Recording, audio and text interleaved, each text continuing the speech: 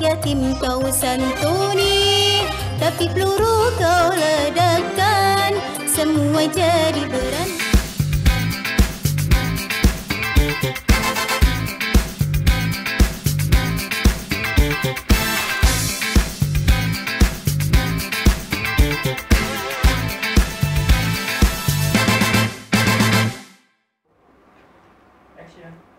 Assalamualaikum warahmatullahi wabarakatuh. Senang sekali saya Unggul dan rekan saya Tina. Kita ketemu kembali dalam program acara Orkes, obrolan kesehatan. Oke, baik pemirsa, sebelumnya sebelum kita sampai ke materi dulu, kita sapa-sapa dulu para pemirsa yang menyaksikan program Orkes pada pagi hari ini melalui channel YouTube kami, melalui TV-TV di publik area Rumah Sakit Islam Sultan Agung Semarang. Semoga para pemirsa selalu diberikan kesehatan oleh Allah Subhanahu wa taala. Seperti biasa, untuk program Orkes ini kita selalu mendatangkan seorang narasumber yang sangat luar biasa, tentunya sudah sangat berkompeten dengan tema yang kita akan sampaikan pada pagi hari ini. Nah, untuk tema kita pada hari ini kita akan membahas tentang hidup sehat dan bermakna bersama Oda. Nah, ini untuk menghapus stigma dan menyemai empati. Karena kita kemarin untuk bulan ini ya, kita temanya kita masih tentang HIV dan AIDS. Nah, di sebelah kanan saya atau di tengah-tengah kita sudah siap ada Dr. Ana Nugrahini, SPPD KPTI. Nah, KPTI ya. Kita sapa dulu ya. Oke. Assalamualaikum dokter. Waalaikumsalam. Sehat dokter? Alhamdulillah. Alhamdulillah sehat. Ini tadi kita tunggu dokter Ana datang ke sini. Iya. Ternyata beliau itu datangnya dari mana coba? Dari Jogja. Cucuk saja. Alhamdulillah ya. Perjalanan jauh luar kota ini tadi ceritanya dokter Ana. Oke. Sehat ya dok tapi ya dok ya? Insya Allah. Alhamdulillah. Alhamdulillah sehat. Nah ini dokter, untuk dokter Ana ini tadi SPPD KPTI. Nah, ini biasanya mungkin dari para pemirsa mungkin agak asing ya. Ini gelar apa itu KPTI, Dok? Gitu, KPTI apa itu, Dok? KPTI itu kesingkatan dari Konsulen Penyakit Tropik dan Infeksi. Oh, konsulen penyakit tropik dan infeksi. Nah, pas banget ya pemirsa. Jadi kita tinggal di negara tropik. Nah, kita harus butuh dokter-dokter seperti dokter Ana ini. Oke. Baik dokter, kali ini kita akan membahas tentang tadi apa Mbak? Tentang ODA dokter. Gimana kita ODA itu apa sih dok sebetulnya? Apakah kita juga bisa hidup berdampingan bersama mereka gitu dokter? Iya. Baik, Mbak Ina, terima kasih Mbak Ina, Mas Unggul. Jadi kalau kita mulai dari definisi ODA, itu adalah orang dengan infeksi HIV. HIV itu apa? HIV itu adalah satu virus. Jadi human immunodeficiency virus, suatu virus yang menyerang sel pertahanan atau imunitas manusia. Dan pastinya kalau pertahanan atau sel-sel imun manusia itu diserang menjadi lemah, menjadi turun, baik jumlahnya maupun kualitasnya, fungsinya, seseorang yang terserang akan mudah sekali terkena sakit. Ya, terutama sakit infeksi seperti TB, kemudian sakit-sakit atau penyakit yang ditularkan melalui kontak seksual, begitu. Bahkan juga nanti di ujungnya, di stadium sudah lanjut, si orang yang terinfeksi HIV ini akan bisa terjangkit suatu keganasan. Bisa sampai keganasan ya, dok? Iya. Nah, kemudian dari sejarahnya kalau kita menilik, sebenarnya HIV itu sebelum ditemukan pada manusia, itu sudah pernah ditemukan pada simpanse. Simpanse? Iya. Jadi sejenis kera ya dok ya? Iya, kera atau monyet. Pertama kali di dunia ini ditemukan dari seorang warga negara Skandinavia kalau tidak salah. Pada saat itu beliaunya lagi touring, lagi berada di Afrika atau kalau tidak keliru di Republik Kongo pada pada tahun 1959 atau 1960. Nah, kemudian kalau di negara kita di Indonesia ini yang awal ditemukan itu di Pulau Pulau Bali. Itu kalau juga ada. Tapi dari seorang di tahun sekitar berapa ya, ada yang nyebut 1984 ada yang menyebutkan 1987 dari seorang warga negara asing, kemudian 1-2 tahun kemudian baru ditemukan yang natif dari warga negara kita, ditemukan positif HIV. Positif HIV. Ya, begitu. Itu, dokter. Mungkin itu terkeluar dari warga negara asing yang masuk kita ke sini. tidak bisa katakan seperti itu tidak ya, bisa, tidak bisa, karena kan mobilitas ini kan apa ya tinggi ya, jadi ya. apakah dari orang itu, apakah juga dari ada yang lain sendiri, ya, atau seseorang itu dari bepergian ke luar, Keluar, kan, jadi nggak tahu. karena ya. iya, karena pada awalnya kan tidak terdetek, jadi ini yang kemudian diketahui, sudah didiagnosis dengan laboratorium penunjang HIV. Tapi kan siapa tahu juga bahwa selain orang yang disebut pertama ada di Indonesia positif, itu kan bisa saja yang lain. Yang lain sudah ada tapi nggak ketahuan. Iya, ya, Dok, ya. iya. Untuk ODA sendiri ini kan karena itu ya, untuk virusnya sendiri penyebarannya tidak seperti kayak kemarin yang lagi booming di tahun 2019-2020 kemarin ya, Dok ya. Iya, iya. COVID ya. Iya, iya. Itu kan menyebabkan ledakan. Kalau ini kan untuk HIV ini kan memang penyebarannya karena itu ya, faktor manusianya ya, Dok, ya. Iya. Bukan karena faktor lingkungan atau apa namanya, udara atau apa gitu, bukan ya? Iya, Oke. iya, Virusnya bukan. itu. Nah, Ya. untuk HIV itu kan dekat sekali dengan AIDS, Dok. Iya, Nah, iya. itu gimana, Dok? Benang merahnya, Dok? Apakah bisa Baik. berkembang jadi AIDS atau Iya. gimana? Jadi kalau HIV itu disebut ya, udah tadi bahwa seseorang terinfeksi positif sudah terbukti dari pemeriksaan penunjang standarnya, standarnya bahwa dia terinfeksi HIV. Nah, kemudian pada awalnya seseorang yang terkena positif terinfeksi HIV, misalnya saya ini misalnya saya bisa saja sekarang ini kena positif, tapi saya masih tidak apa-apa, masih di sini bisa duduk, bisa berjalan, bisa bicara, ya. Namun kemudian kalau nanti di perjalanan selanjutnya si HIV ini memiliki peluang untuk berkembang, semakin dia berbiak, kemudian semakin menekan sel pertahanan saya, kemudian saya akan mengalami AIDS, di mana sindrom, jadi S-nya belakangnya itu kan dari sindrom ya, sekumpulan gejala yang itu disebabkan karena sekumpulan gejala yang berkaitan dengan tersupresinya, tertekannya sel imun atau sistem pertahanan tubuh dikarenakan virus HIV. Ya, nanti ininya spektrumnya apa saja, banyak. Gitu ya, dari yang ringan seperti flu-like syndrome, jadi seperti sindrom flu, seperti flu, sampai kepada yang berat, yang kejang, yang tidak sadar, yang infeksi jamur bakteri di dalam otak sampai kepada meninggal. Gitu. Dan waktunya Luar itu biasa, memang ya. rentangnya lama ya, Dok? Iya, jadi Gejalanya- rentangnya, iya, kalau kita bicara awal terinfeksi kan orang bisa saja tidak tahu. Tidak tahu. bahwa, Ya, iya. Padahal dia sudah terinfeksi. Nah, ini yang bahaya di fase ini, karena dia bisa menularkan ke orang lain, ke pasangannya, bahkan kalau dia mungkin lagi hamil, dia bisa menurunkan ke bayinya. Iya.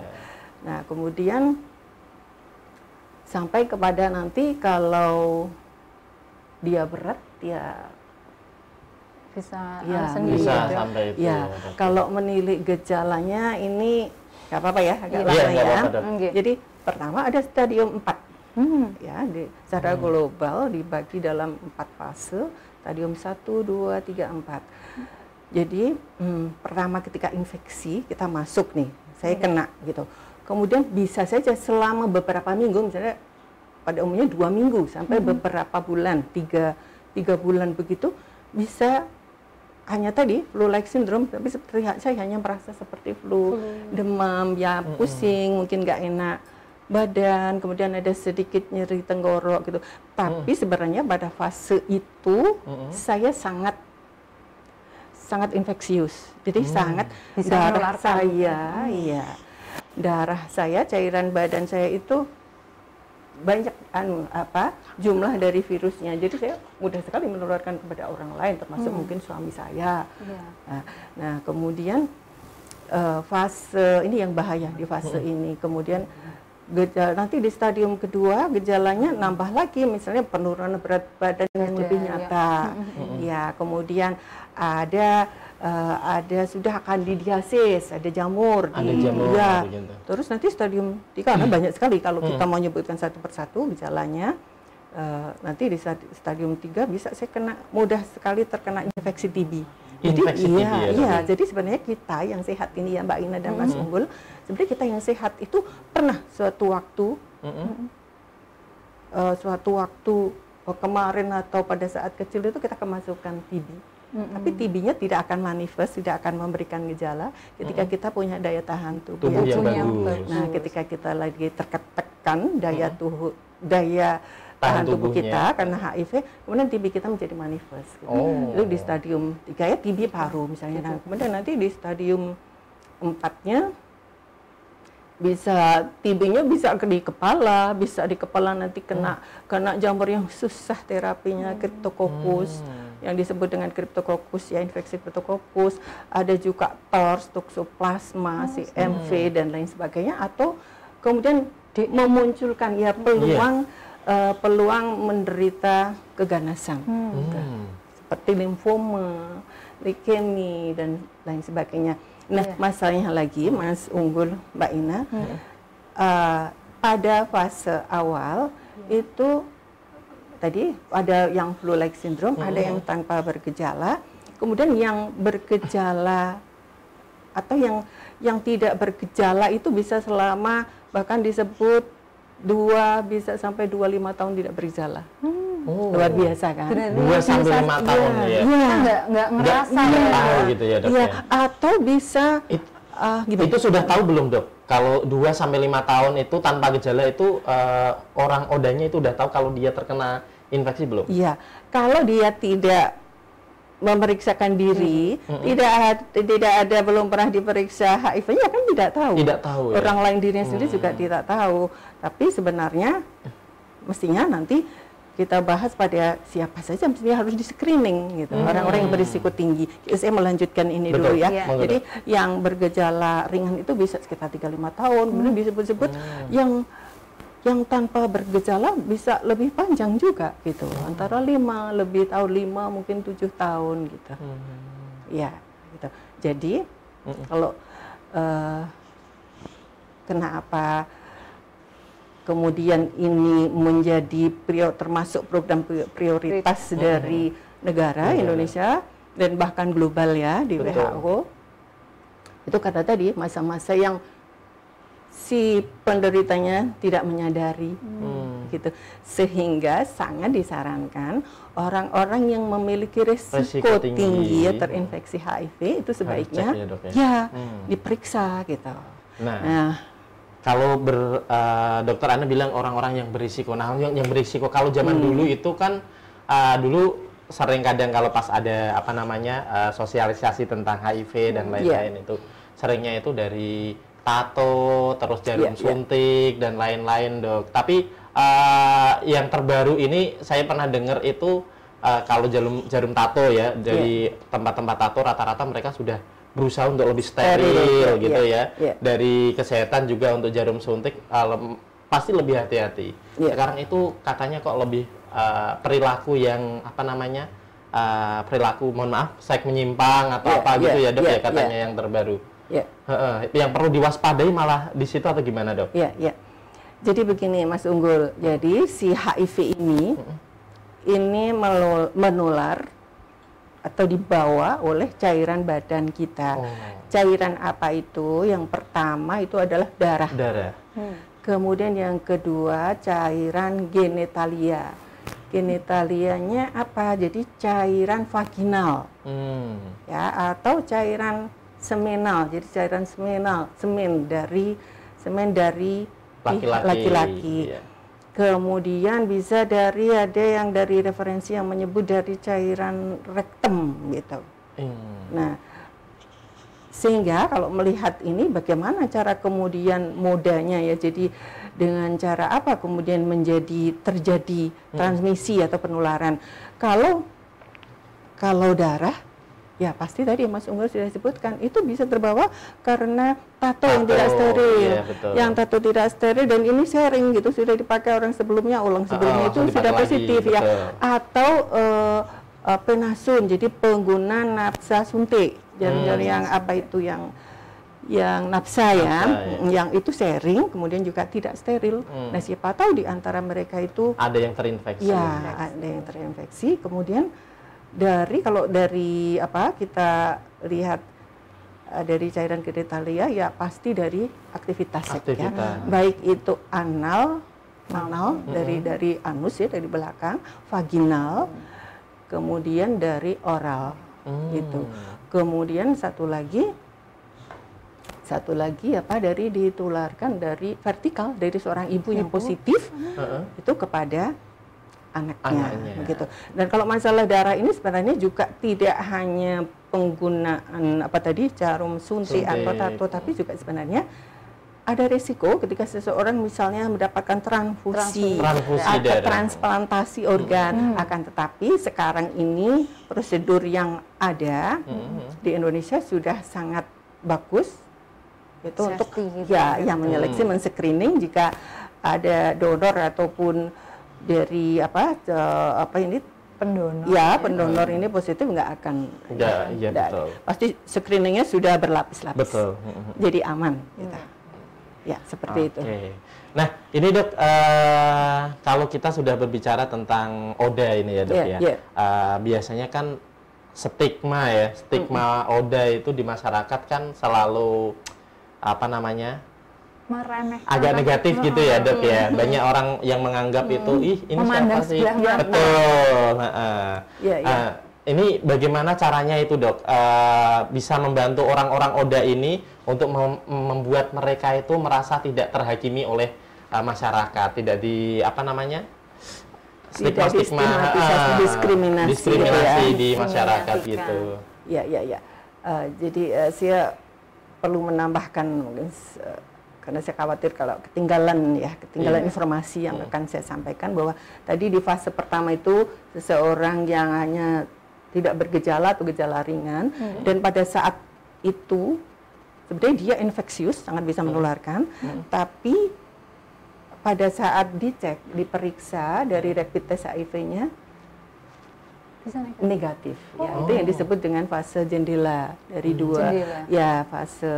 fase bindu gitu ya. Jadi sudah ada tapi tidak terdetek gitu. Itu berapa lama? Itu sekitar 2 minggu sampai 3 bulan. Nah, kemudian kembali stigma yang masyarakat itu negatif. Ini dari pihak mana ini? Kalau dari pihak orang lain atau dari keluarga? Dari pihak stigma. Jadi kalau sangat dimengerti ya, ketika kita mungkin masyarakat menjadi khawatir gitu, khawatir kalau tertular gitu. Pada saat awal-awal dulu belum ada program promosi, belum ada edukasi yang meluas begitu, banyak orang yang khawatir kalau terkena begitu.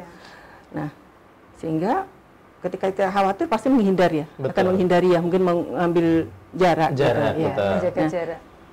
Jadi kalau kita ini luas ya, kalau kita bahas dari sudut, mestinya kita juga sebagai orang yang bekerja di rumah sakit, di sektor kesehatan, orang kesehatan, ini kita tidak henti-hentinya mempromosikan atau menyebarkan, mendiseminasi informasi tentang bahwa penularannya tidak sekedar bicara berhadapan-hadapan seperti COVID kemarin ya, sehingga perlu masker, jaga jarak, 2 meter,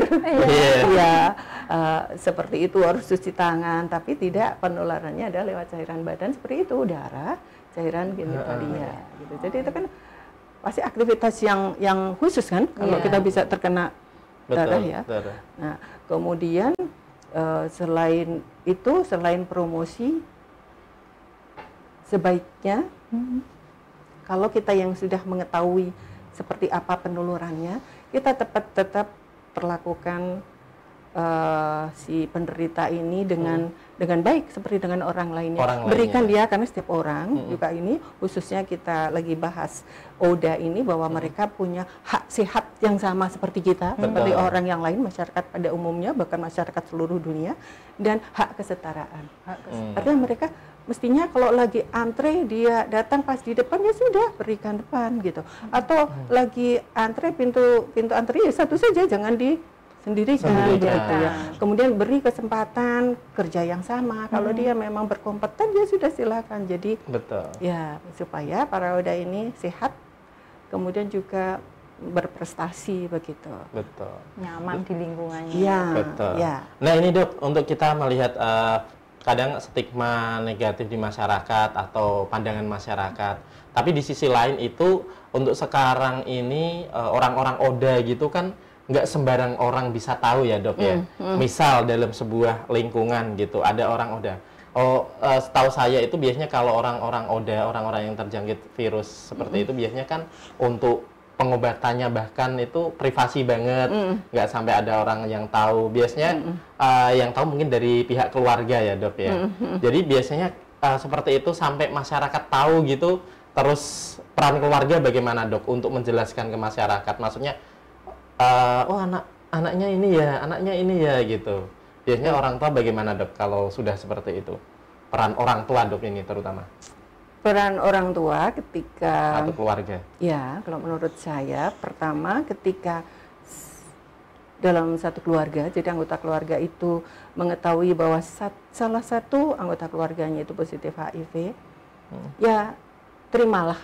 Artinya lapangkan dada gitu, lapangkan dada untuk menerima gitu. Menerima dulu. Karena sebenarnya kalau nanti ditolak ya,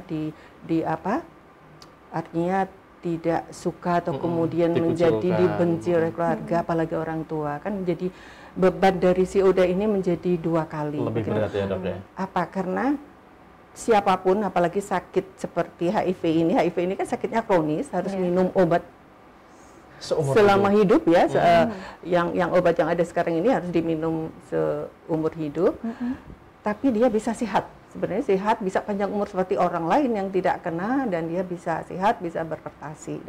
Itu kalau dia terdiagnosis pertama sekali awal, pasti dia akan depresi ya, jadi akan down ya. Stres banget ya Dok ya. Jadi nanti kalau berkelanjutan penolakan dari keluarga, dari orang tua terutama, dia akan semakin down dari secara mental, dia sendiri down, dari keluarga ditambah lagi, sementara bahwa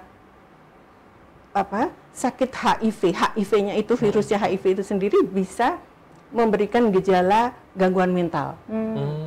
Ya, itu kan sudah berapa faktor yang dia membuat semakin down. Belum lagi nanti infeksi infeksinya, jadi infeksi oportunistik itu infeksi yang datang ketika daya tahan tubuhnya menurun. Jadi dia juga bisa membuat gejala gangguan mental seperti depresi, halusinasi dan lain sebagainya, kejang dan lain sebagainya. Nah, gangguan perilaku dan lain sebagainya. Jadi mestinya diterima. Kemudian pelajari bagaimana tentang A sampai Z-nya HIV. Kemudian dukung anggota yang positif itu, anggota keluarga yang positif, dukung untuk tetap terapi, untuk tetap monitor di fasilitas kesehatan yang dipilihnya.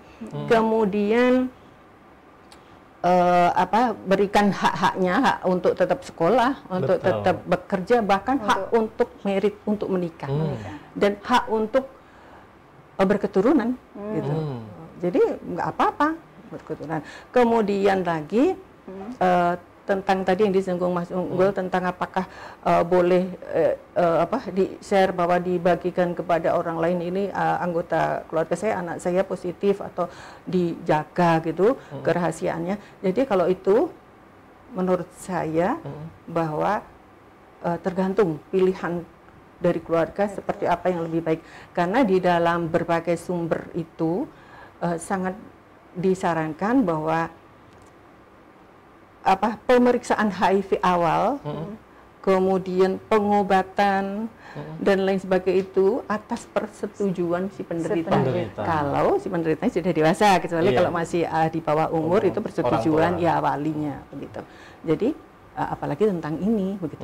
Bagaimana apakah lebih baik di terbuka atau hanya dijaga untuk orang tertentu saja diberitahu gitu, anggota keluarga yang dekat gitu ya, atau seperti apa gitu. Tapi ada begini yang menarik Mas Unggul, bahwa ada suatu pengamatan gitu di luar gitu, bahwa seorang penderita HIV itu dengan sharing bahwa dia menyatakan diri, memberitahu kepada teman-teman dekat atau teman-teman bermain atau siapapun bahwa saya positif, itu disebut akan lebih ringan dia dalam menjalani sakitnya, menjalani terapinya, karena nggak ada yang daripada umpet-umpetan gitu. Ada tekanan mental juga seperti itu ya. Jadi orang tahu, jangan sampai orang tahu gitu ya. Jadi kalau nggak diberitakan mungkin wah jangan-jangan saya nanti ini jadi tahu kalau saya ditanya Jadi semakin itu akan membebani dimanapun dia berada. Dan menariknya lagi bahwa ketika dia sudah berhasil sekali tahu atau membuka diri bahwa dia positif HIV, nanti ketika dia dengan orang lain lagi bercerita seperti itu lebih ringan dia. Dan ketika dia sukses atau komunikasi seperti itu disebut-sebut si para penderita itu lebih enak gitu, lebih ringan, lebih lega, lebih semangat justru. Nah, hati-hatinya lagi, bukan hati-hati ya, tapi sebaiknya kita marilah kita ya sebagai sesama makhluk manusia sedikit berperilaku baik bahwa ketika siapapun itu orang lain keluarga kita yang memberitahukan bahwa dirinya positif HIV, ya jangan kaget, jangan terus mengucilkan, menjauh atau orang kitanya gadang-gadang ya. Jadi berempati, berikan empati, dorong supaya berobat dengan baik agar jumlah virus di dalam badannya itu menurun, gitu. Kalau menurun dia kesempatan untuk menular ke orang lain lebih kecil. Jadi ditekan sesuai undetected, kalau tidak bisa ada dideteksi virusnya dari pemeriksaan laboratorium yang ada, gitu ya. Meskipun sebenarnya masih ada di dalam, tapi karena sembunyi di dalam sel virusnya. Ini yang susah karena dia ada di dalam sel gitu. Untuk tadi kalau penularan memang ada yang dari jarum suntik, ada yang vertikal tadi. Ke ibu yang hamil, ke anak, ke janinnya itu apakah ibu hamil yang positif, dokter, itu selalu melahirkan anak-anak yang positif juga, seperti itu, dok? Iya, jadi begini.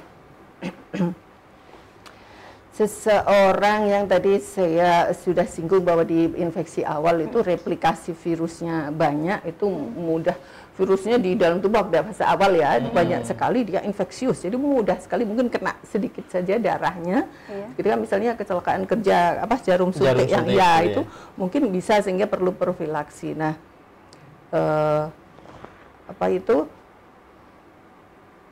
ketika seperti itu tadi poin yang mau ditanyakan tentang yang mana? Tentang yang ibu hamil, yang positif, dokter. Bisa enggak gitu ya? Bisa enggak? Prinsipnya mungkin berkali-kali disebut dan jawabannya juga akan sama, bahwa prinsipnya ketika virus di dalam tubuh si penderita itu sudah terkurangi banyak, bahkan harusnya tidak bisa terdeteksi gitu, undetected gitu, itu kemungkinan untuk menularkan kepada siapapun itu kecil. Gitu. Bahkan hampir mendekati 0 atau mungkin 1% gitu. Nah, begitu juga pada ibu hamil, ini bagi yang tidak hamil, bagi ibu yang hamil juga gitu. Jadi ketika ibu hamil atau bahkan sebelum hamil, seorang penderita hamil ketika mau merencanakan hamil dihimbau, sangat diharuskan sebaiknya berkonsultasi dulu kapan boleh hamil. Nah, supaya tadi viral muatan virusnya itu sedikit atau tidak ada, supaya tidak menurunkan ke bayinya. Nah, ini dengan minum antivirus secara utuh, kalau tiga tablet diminum terus, dan taat harus diminum terus. Harus diawasi ya. Iya, karena nanti penularan dari ibu ke anak itu bisa pada saat masa kehamilan, terutama hari kehamilan terakhir, trimester ketiga, atau pada saat persalinan. Karena di situ banyak darah ya, atau juga pada masa menyusui. Begitu. Nah, Itu semua bisa dieliminasi ketika minum obat secara teratur dengan taat, patuh. Terus terjadi sesuai anjuran yang diberikan, diresepkan, kemudian virusnya melemah tidak terdeteksi, itu bisa sangat dimungkinkan anak-anak yang anak-anak yang dilahirkan itu Tapi tetap ketika melahirkan sebaiknya di rumah sakit, karena ketika anak sudah lahir, bayi ini akan segera periksa dulu dia positif atau enggak, kemudian dia perlu terapi saat itu atau perlu profilaksis gitu. Oke, baik Dokter Ana, tak terasa sudah 30 menit Dok kita berbincang-bincang. Sebenarnya masih banyak banget yang ingin saya tanyakan nih Dok, tapi waktunya sudah habis. Mungkin lain kali. Mungkin nanti di luar tema ini tentang HIV, mungkin nanti kalau ada tema HIV lagi, saya bisa berbincang-bincang lebih lama dengan Dokter Ana. Dari temanya ini aja tadi melebar ya Dok akhirnya ya. Ini nanti off air mau tanya-tanya lagi saya. Oke, baik, seperti yang disampaikan oleh Dokter Ana tadi ya, ODA ini orang-orang yang orang dengan HIV/AIDS ya Dok ya. Jadi bagi para pemirsa yang belum tahu ODA itu apa sih, orang Jepang atau apa ya. Kalau nama ODA kan kayak nama Jepang ya. Tapi ODA ini adalah orang dengan HIV/AIDS. Nah ini mereka tetap harus kita kita dampingi ya di masyarakat ya, jangan diberi stigma negatif, jangan dikucilkan. Nah itu intinya hindari penyakitnya, jangan orangnya gitu ya Dok ya. Hindari penyakitnya, jangan orangnya. Jadi tadi penularannya seperti apa, pemirsa harus tahu, jangan sampai dari kita, keluarga kita sampai terkena virus HIV ini. Oke, terima kasih Dokter Ana sudah meluangkan waktu untuk datang ke studi ini untuk program Orkes ini. Lain kali kita berbincang-bincang lagi ya Dok. Boleh. Asik sekali kayaknya. Karena temanya itu memang di dunia umum, general gitu, dan semuanya bisa terkena dan juga bisa saling menjaga. Oke, baik pemirsa, sampai di sini dulu ya perjumpaan kita. Saksikan terus program Orkes, obrolan kesehatan di channel kesayangan kita di Hospital TV Rumah Sakit Islam Sultan Agung Semarang. Dan jangan lupa selalu pantengin juga di YouTube kami di RSI Sultan Agung Semarang, karena kita akan menyajikan informasi-informasi kesehatan yang sangat luar biasa di situ. Makanya selalu saksikan channel-channel yang ada di Rumah Sakit Islam Sultan Agung Semarang. Baik, oke. Sampai di sini dulu ya, Mbak Ina ya. Dokter, saya Unggul dan teman saya, rekan saya, dan Dokter Ana beserta seluruh kru yang bertugas pada hari ini mohon undur diri dan kita akhiri. Wassalamualaikum warahmatullahi wabarakatuh.